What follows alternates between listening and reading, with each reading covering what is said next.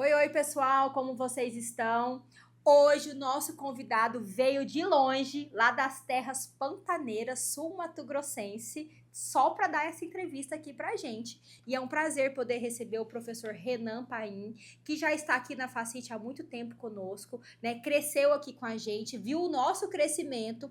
Ele, gente, que tem um monte de títulos, é cirurgião dentista, ele é especialista em odontologia hospitalar, implantodontia, bucomaxilo, fez mestrado também na área de reabilitação. Se você não sabe o que é isso, depois eu vou te mostrar. Ele vai contar aqui pra gente o que é isso tudo.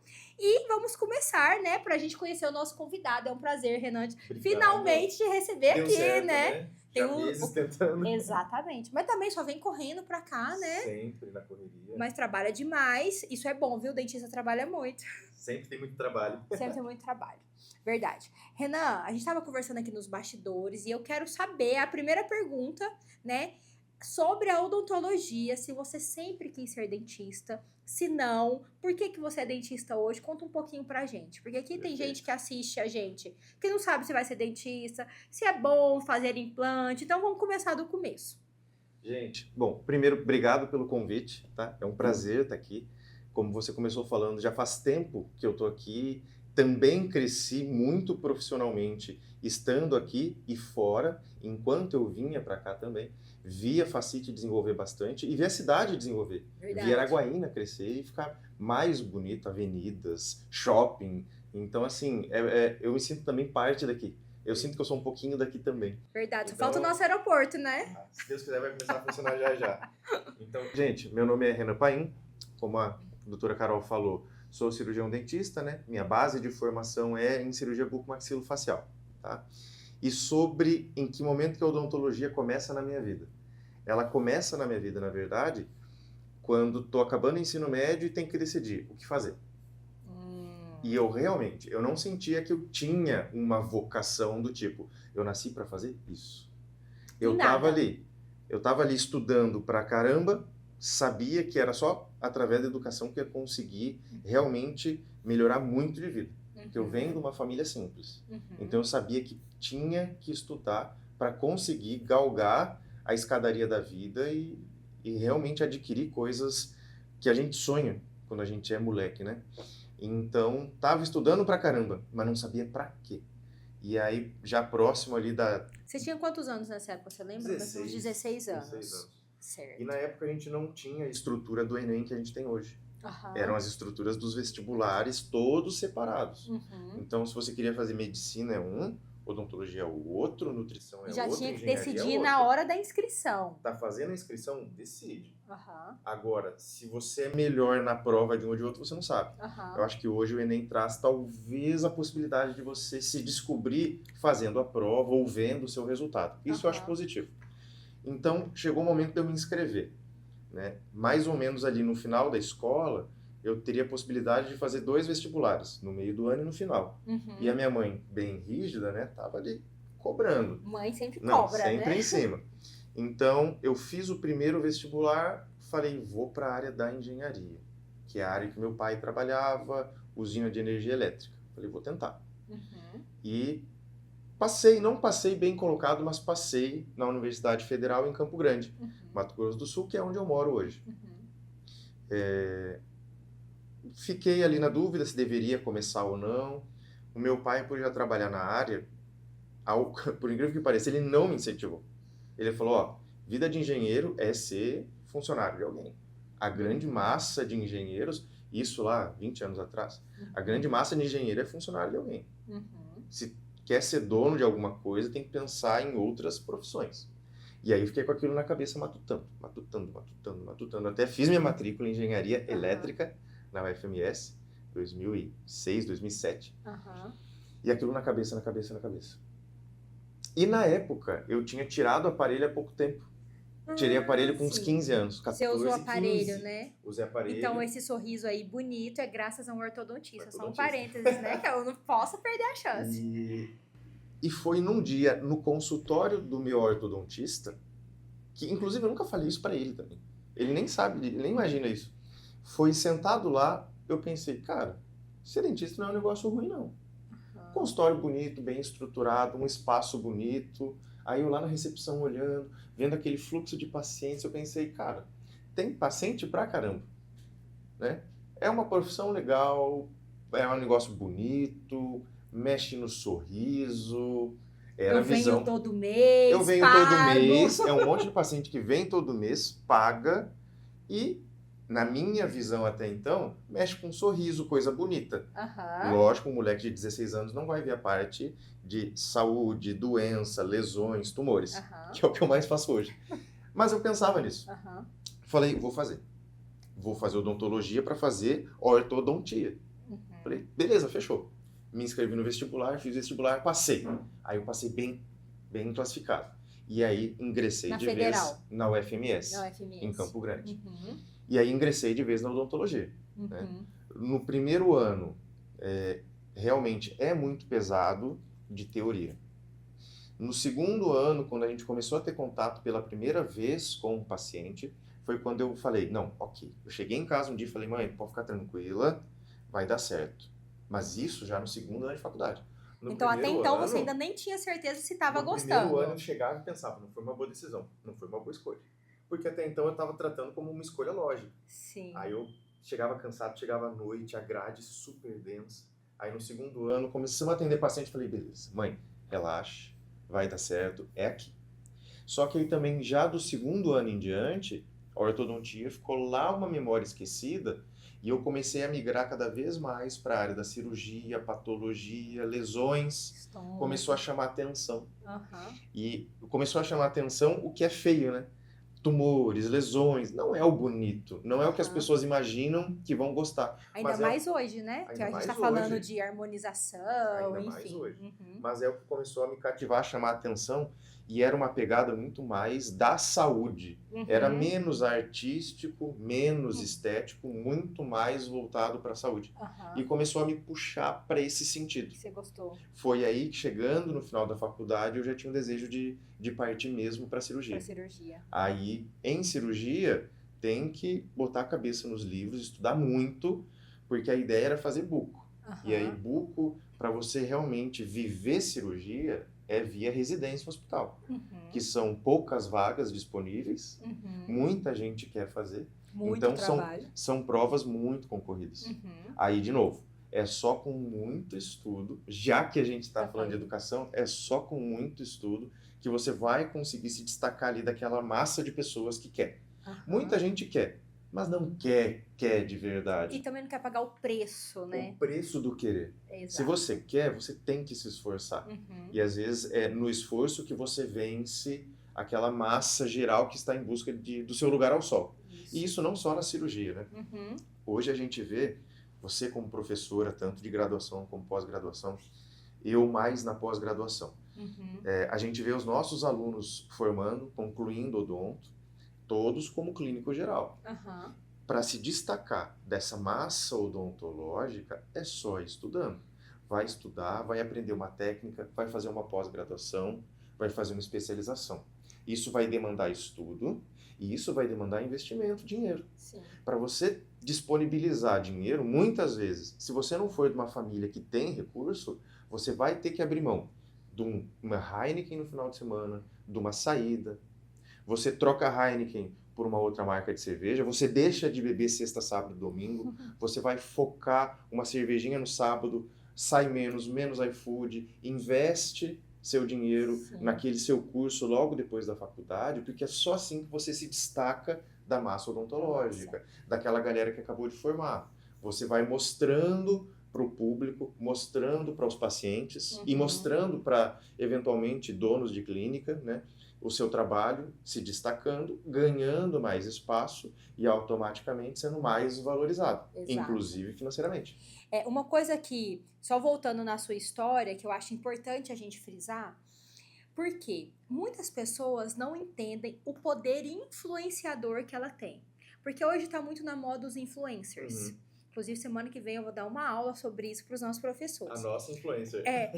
Não, mas assim, porque hoje tá na moda, mas na verdade, antes de existir isso tudo, a gente tá o tempo todo sendo influenciado e influenciando. Sim. Você imagina o seu dentista, que foi bom, você tava lá, era um local prazeroso que você ia, não era um local ruim. Porque se fosse um lugar ruim, sujo, que te lembrasse dor, coisas negativas, você não ia querer ser Com dentista. certeza. Então, o tempo todo a gente está influenciando alguém. Uhum. Então, eu vejo isso como assim, uma grande responsabilidade que Deus dá pra gente. Sim. Porque, querendo ou não, a gente é referência para alguém em alguma coisa. Né? Então, assim, eu tenho um propósito, eu quero deixar um legado. Qual legado que eu quero deixar? Como que as pessoas vão me ver? Como uma pessoa, assim, né, qualquer, que faz tudo de qualquer jeito, ou uma pessoa que faz aquilo ali com excelência, com compromisso?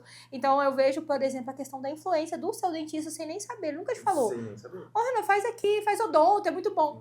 Diferente Até dos hoje. meus pacientes, viu? Porque os meus, quando Você chega lá na insiste? minha cadeira, eu falo, gente, vai ser dentista. Porque, é assim, eu sou suspeita que eu sou apaixonada, eu acho fantástico. E aí, uma outra coisa você falando também, que quando a gente tá com 16 anos, porque a gente tem muita gente que assiste aqui e que não sabe o que quer, ou começa a faculdade e fala, eu acho que não é isso que eu quero.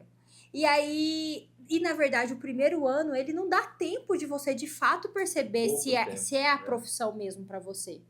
Normalmente, em todas as graduações no geral, o primeiro ano ele é muito introdutório, né? Sim. Você vai ver mais da profissão ali pelo segundo ano. Então, sempre que você está iniciando uma faculdade, tiver a oportunidade de buscar estágio ou acompanhar, vai fazer um fellowship, simplesmente acha um profissional de referência e vai acompanhar. É na medicina, é na nutrição, é na área que você quiser, na área que você tiver interesse. Acha alguém, vai lá e pede um estágio não remunerado, acompanha, entende a rotina. Isso ajuda. Então, e uma das coisas que eu ia aproveitar para falar, porque uma das coisas que a gente faz muito aqui na Facite é exatamente isso. A gente já começa com prática logo no início, porque daí a pessoa já fala assim, nossa, é isso mesmo que eu quero. Então, por exemplo, anatomia dental é no primeiro ano, materiais dentários, porque a pessoa já vê, é com Já isso bota que a eu vou mão, mexer, manipula, isso, sente, é isso que é ser dentista, gostei. Ou então fala assim, isso não é pra mim, né? Pode ser, eu ainda falo que é pouco tempo, mas pelo menos a pessoa no primeiro ano, ela já tem uma noção do que tá vindo pela frente. Porque senão a gente fica muito naquela teoria, e às vezes até um desânimo, como você falou. Mas você persistiu, né? Persistir. Isso que você falou, na graduação da Facite, o aluno vai ter materiais dentários no primeiro ano. Então ele vai ter contato com um monte de tipo de material, coisa para moldar, gessaria, um monte de coisa diferente. Para manipular. Uma coisa que eu adoro na odontologia. E é uma coisa é uma mistura de coisa masculina com coisa de moleque. Eu adoro o tanto de coisinhas que a gente tem, pecinhas, instrumentos. Tipo um Lego, assim, né? Tipo um Lego, é muita pecinha, muita coisinha pequena, tudo colorido. É tudo identificado, né? Sim. Cores escuras quando o material é grosso, cores claras quando é fino, e os instrumentais de cirurgia. É tipo uma caixa de ferramenta, né? Então, eu sempre adorei esse monte de coisa que a gente tem e que a gente usa no dia a dia. E você sabe que todo mundo tem uma criança dentro, né? Então, assim, poder aproveitar isso, deixar a sua criança interior feliz e fazer dinheiro disso e ajudar a vida de outras pessoas, gente, isso é incrível. É uma mistura de autorrealização, por você estar trabalhando com pequenas coisas que você gosta, o material mesmo. Ter prazer em comprar um materialzinho legal, sabe? Eu conquistei esse material. E, ao mesmo tempo, aplicar aquilo numa pessoa e a pessoa ir embora do seu consultório. Seja na ortodontia, com dente alinhado, seja um clareamento, mas a pessoa sair feliz, satisfeita. A gente tem que dissociar um pouco a odontologia daquela coisa de dor. Dentista é só quando precisa. Não, não é. Dentista é pra você ir e você gostar. Seu dente tá mais limpo, tá mais lisinho, você passa a língua e tá gostoso de passar a língua, ou ele tá mais claro, ou ele tá alinhado. Tá bonito. Então, hoje, a odontologia melhorou muito, lógico, né? Mas como a gente tem mais prevenção, hoje as pessoas têm ido mais ao dentista com coisas menos voltadas para dor. Verdade. Então as pessoas estão mais satisfeitas também de nos visitar, né? Isso é importante. E aí, você terminou a odontologia, foi lá, gostou, entrou achando que talvez fosse ortodontista. Gente, a horta é uma área muito boa, viu? Só fazendo esse parênteses, porque eu sou suspeita. Ortodontia é incrível. O dente tá aqui, agora ele fica aqui, ou faz assim. É fantástico. Mas, enfim, a odontologia, de um modo geral, é linda. Aí você foi para essa área de cirurgia. Sim. Aí você, como que foi? Conta pra gente. Aí você vai fazer buco. No caso, minha primeira formação, então, saindo da faculdade, ela foi em Buco. Aham. Eu ingressei na residência na Santa Casa de Campo Grande Uhum. via prova. Tá? Então, Certo. a maioria dos hospitais, para você fazer o ingresso, é via prova. Uhum. A residência, ela tem duração de 3 anos. Uhum. Então, é uma carga horária bem pesada. Sim. A pessoa tem que estar bem decidida a fazer, porque é uma carga horária alta, você não vai conseguir trabalhar muito bem durante o período. E a residência de Buco você recebe igual tem Recebe uma residência bolsa, médica? sim. Então recebe, Recebe certo. Uhum. Inclusive, hoje, a bolsa de Buco, ela tem paridade com a bolsa médica. Né? É bolsa de residência, médico-odontológica. Certo. Então, elas são pareadas em valor. Uhum. Mas são ali 3 anos de dedicação à residência e não exatamente à sua carreira profissional. Sim. Tá? Então, a gente fica realmente muito dentro de ciência, de técnica ali, imerso, morando no hospital, como é o que o nome diz, residente. Você vai morar no hospital. É bem puxadinho ali.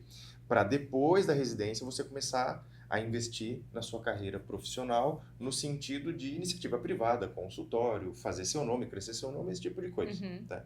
Mas voltando à questão da cirurgia. A residência de 3 anos, a gente faz uma carga horária lá de suas 7.000 horas. Aí sim, a gente vai ter contato com cirurgia oral, que vai desde de remoção de dente, tratamento de pequenas lesões. A gente vai para tratamento de grandes lesões, lesões orais, tumores e patologias que precisem de cirurgia hospitalar. A gente tem dentro da formação a traumatologia. Aí dentro da traumatologia, a gente vai ter todo tipo de trauma, de pancada, de batida, que acometa a região acima do ióide até a linha do cabelo. Pra quem não sabe o que é ióide, gente... Um ossinho do pescoço. Aqui, ó, quando a gente mexe. Tá. Então, toda essa região que vem desde um ossinho que a gente tem aqui até a linha do cabelo é a área de atuação do cirurgião bucomaxilofacial, dentista. Né? Então, assim, caiu de moto, escorregou em casa, bateu a cabeça. Caiu de bicicleta. Bateu o rosto, caiu de bicicleta. Brigou. Né? Apanhou. A gente não recomenda. Apanhou. É dentista que vai te tratar. Todas as fraturas que acontecem no chamado víscero-crânio, toda essa região aqui, acaba sendo tratada por cirurgião dentista. O que a gente não vai tratar? A gente vai tratar em parceria com neurologista. O que diz respeito a trauma no encéfalo-crânio, é onde está guardado o nosso cérebro. Tá? E do ocioide para baixo, qualquer outra coisa que aconteça, área médica. Né? Então, lógico, um paciente sofreu um acidente ali de carro, de moto, ele bateu o rosto, mas ele bateu o braço, ele bateu a perna, ele quebrou o punho. Então, você vai ter um ortopedista, você vai ter um cirurgião torácico, porque às vezes ele bateu o tórax, por exemplo. E você vai ter o dentista, cirurgião bucomaxilofacial, atuando na saúde daquele paciente. Cada um cuidando de uma parte. Beleza. Aí, a gente vai aprendendo muito essa atuação com a saúde sistêmica do paciente. Então, a gente aprende muito isso. E, por fim, as nossas chamadas cirurgias eletivas, que são cirurgia de articulação, temporomandibular, a cirurgia ortognática, aquela cirurgia quando a pessoa tem queixo pequeno ou queixo grandão, a cirurgia que movimenta os ossos, para que a gente possa ter um perfil ou um rosto mais harmônico. Tá? Então, tudo isso dentro desses 3 anos intensos aí de curso, estudo e cirurgia. Com muita cirurgia. Tá? De madrugada, varando madrugada, operando. E aí você era residente e aí lá você conheceu um professor. Isso. Bom, dentro dos muitos preceptores e professores que eu tive na residência, foi onde eu conheci um deles, Herbert, que inclusive, Herbert Cavalcante, coordenador da residência até hoje. A gente, primeiro, relação de professor-aluno, a relação foi estreitando, amizade, coleguismo, porque eu também comecei a auxiliar ele em cirurgias fora. Né? Cirurgia hospitalar nunca se opera em um cirurgião só. Sozinho. Geralmente são em 2. Então, ele tinha cirurgia, comecei a ir com ele. Nós formamos nossa equipe. A partir dali foi crescendo. Foi crescendo, a gente foi estreitando o laço até o momento que a gente se tornou sócio. Hoje nós somos sócios, nós temos um instituto lá em Campo Grande. Não somos só nós dois, um total de 4 sócios. Não só ele, o Herbert, que era o coordenador, e o Dr. Guilherme, que também foi meu preceptor na residência. Hoje nós somos sócios. Então, eu sou sócio de 2 dos que já foram meus professores lá na residência. E o 4º sócio é o Rodrigo, que, por sinal, o Rodrigo foi meu professor quando eu fiz um curso de implante. Eu fiz um aperfeiçoamento com ele antes da gente ser sócio. Olha aí. Então hoje eu sou sócio de 3 daqueles que já foram meus professores em algum momento. É isso que eu falo, ó, para você, aluno que está nos assistindo.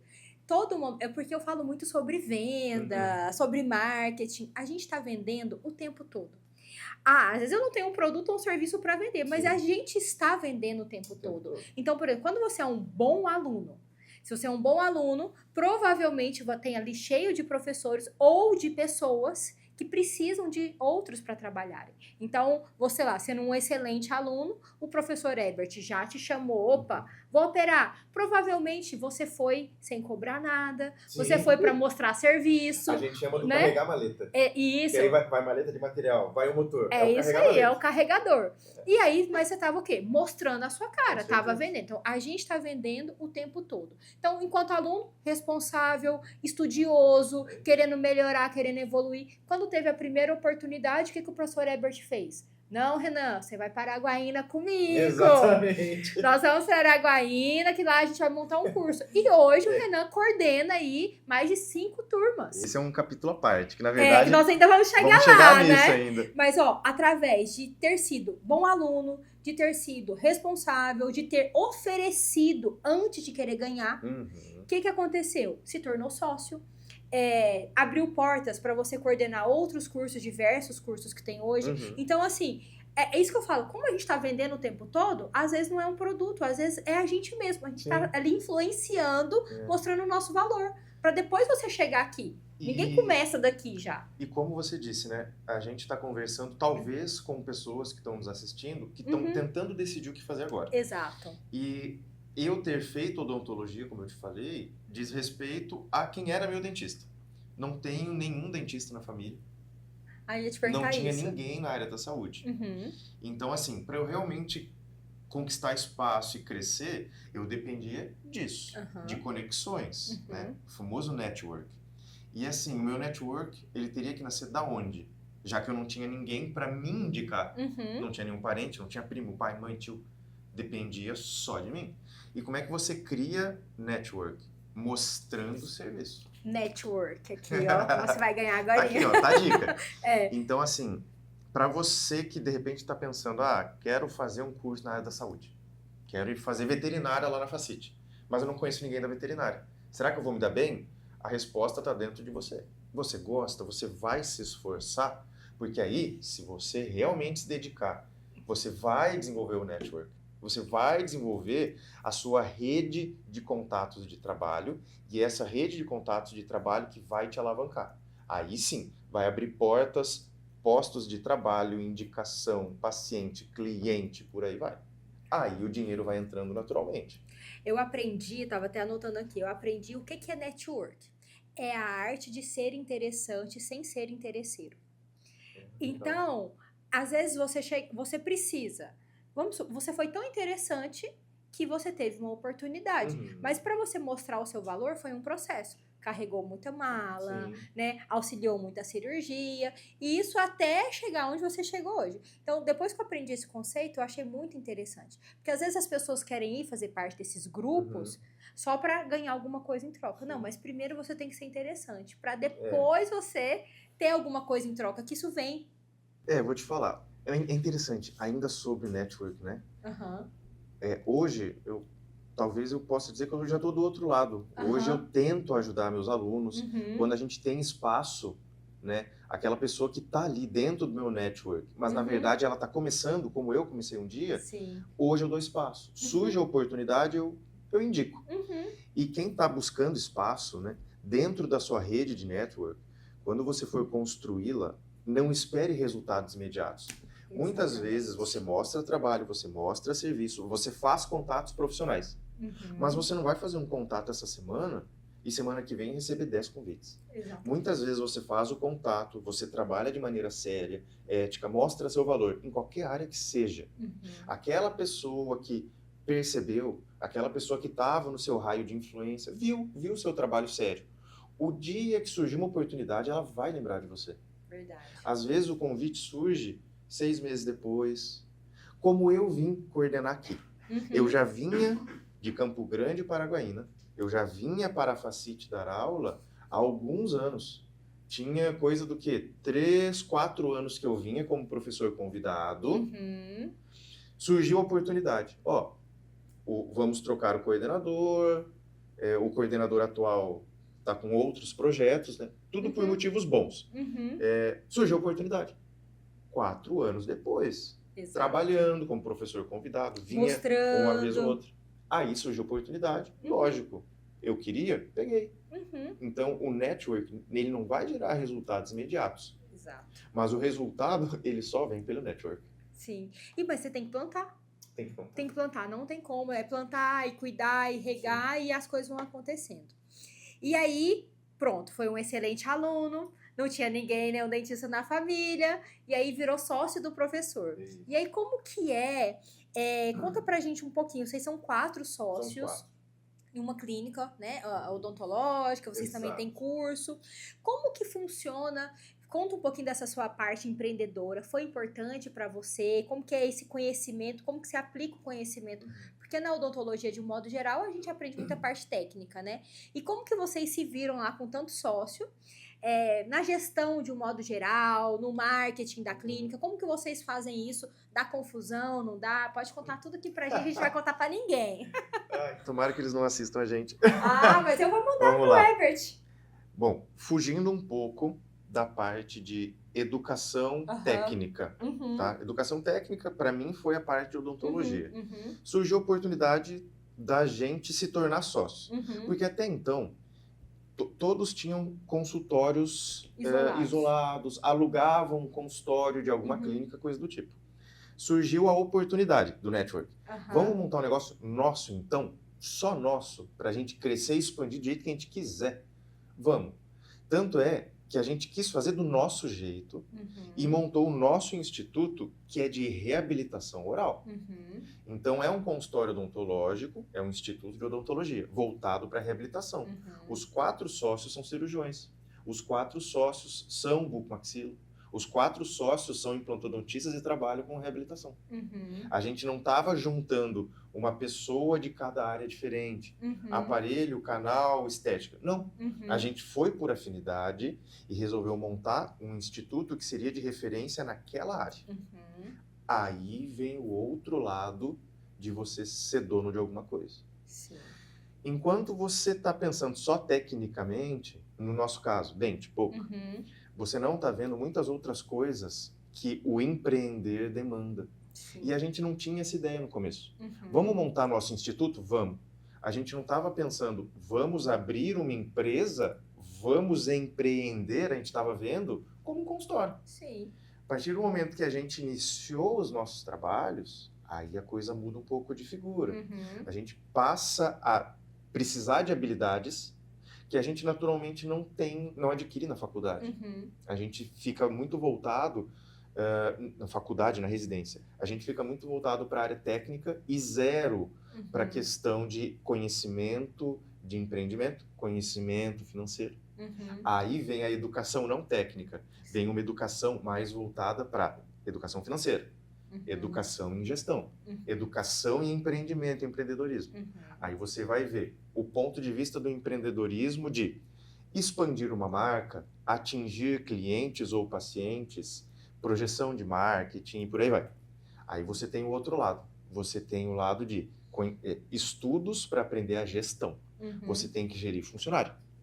RH. Nunca trabalhei com RH. Aí do nada tem uma pessoa na recepção, tem uma gerente, tem uma auxiliar. Aí você vai descobrir que diferentes funções têm diferentes salários, porque tem diferentes, do ponto de vista legal, tem plano de cargo, você tem adicionais legais, e começa a virar uma quantidade de coisas. Para, respira. Vai ter que estudar de novo. Uma coisa que você não estava esperando. Exato.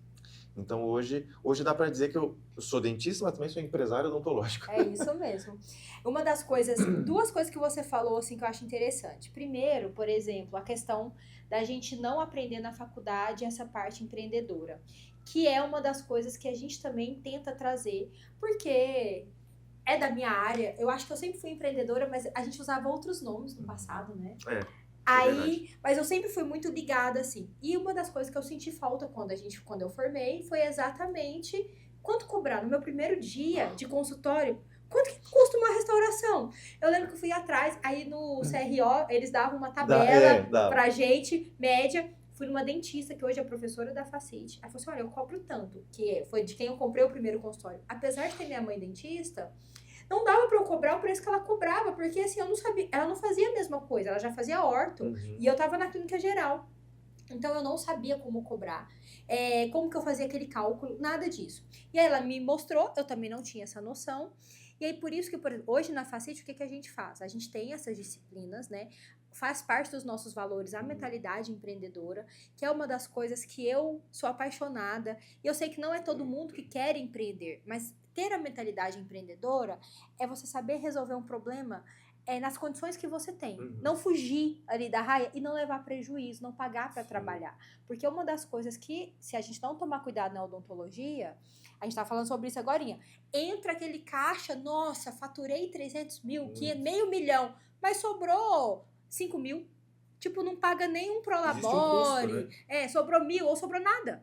Então, essa é a dificuldade que eu vejo. E que a gente tenta trazer isso para a graduação. Tem que estudar a gestão. Isso de você faturar muito e ter pouco lucro, isso está dentro da gestão. Exato. Você tem que entender, inclusive se o seu modelo de gestão está sendo eficiente, né? Exato. Mas o que você falou da tabela de preço. Quando eu formei, fiz a mesma coisa. Eu peguei a tabela do conselho, o conselho de odontologia, que era uma referência. Sim. E aí, falava com os colegas de faculdade, ainda no tempo de ligação em SMS, tá? Não era WhatsApp, não. Não existia grupo de WhatsApp.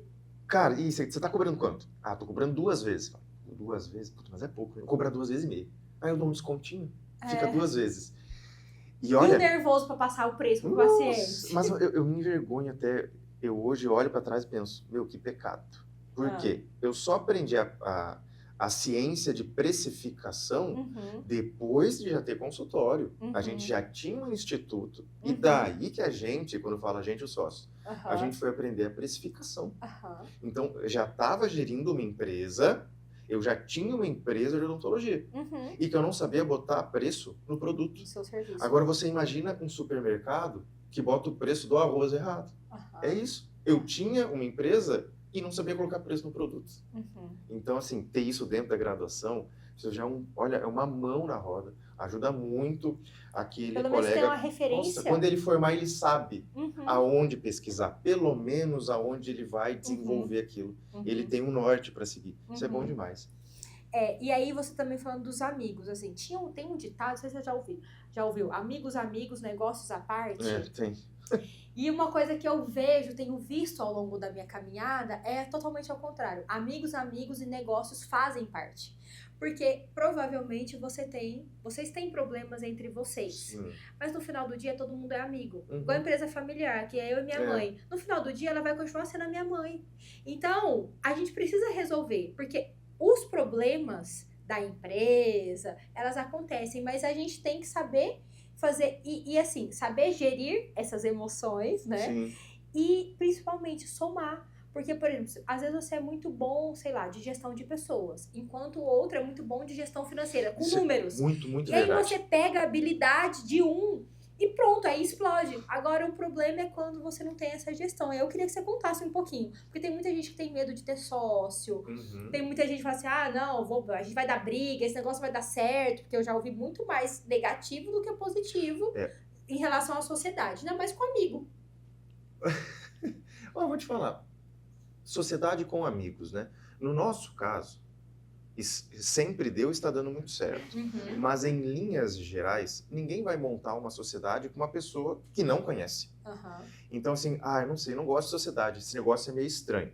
Bom, se você estiver falando de uma maneira genérica, uma sociedade com quem? Um convite de alguém que você não conhece, aí realmente não faça sociedade.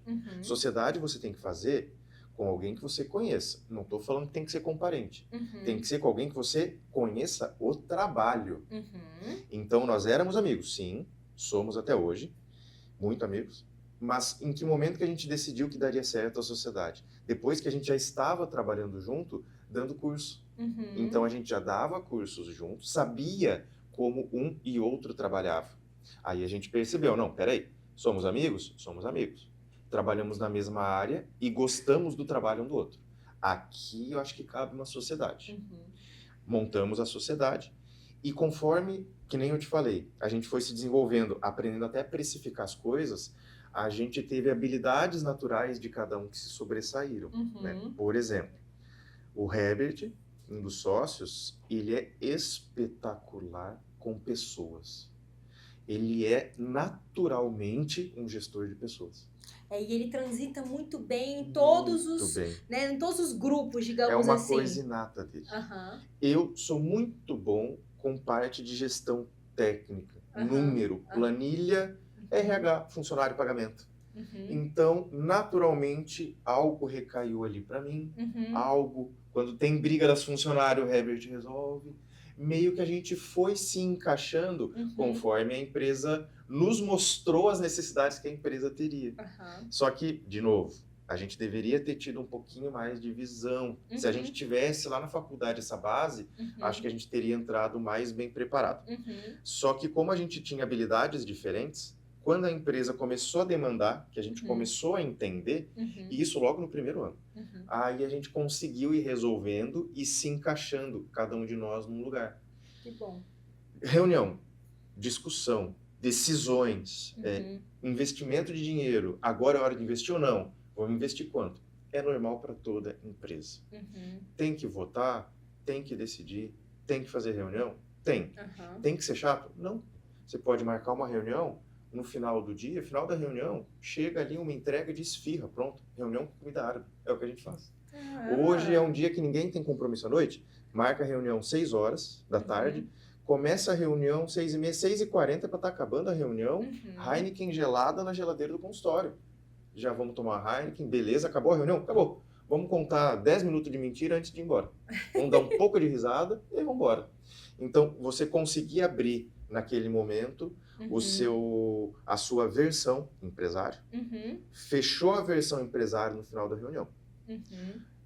Abri de novo a minha versão, meus amigos. Nessa votação, 3 votaram uma coisa que eu não gostei. Eu tenho que ter maturidade de aceitar. Sim. Nós vamos abrir a cerveja do mesmo jeito e vai ser o melhor para a empresa. Porque vai ter o dia que nessa votação eu vou fazer parte dos 3 que ganharam. E o meu colega, meu sócio, ele, vai respeitar. Sim. É interessante você fazer a sua sociedade com pessoas que você goste do trabalho delas. Porque quando numa votação, numa decisão, acabar indo numa direção que não era a que você queria, pelo menos você sabe que você é sócio de alguém que você gosta do trabalho. Verdade. Isso resolve muito dos dilemas que a gente fica dentro da gente quando a gente enfrenta uma coisa dessa na empresa. Verdade. Eu não queria ir por esse caminho, mas meus sócios trabalham tão bem. Não, vamos lá, vamos nesse caminho sim. Entendi, ótimo, muito boa essa dica, gente. Então, quer ser sócio, veja se seu sócio, seu futuro sócio trabalha bem, né? Se na faculdade, né, às vezes vocês vão montar juntos aí, eram bons alunos, eram responsáveis, tá todo mundo alinhado na mesma expectativa, acho que é isso daí. Mas é isso. E a gente já tá com quase 1 hora, então a gente... Já? Sim, ele tá ali avisando, mas 2 tópicos pra gente já encerrando. Relaxa que tá acabando. E Araguaína, como entrou na sua vida? De novo, assim como a empresa que a gente tem hoje, essa sociedade surgiu daqueles que foram meus professores, Araguaína surgiu, na verdade, na vida primeiro de um dos meus sócios, o Rodrigo, logo depois na vida do Herbert.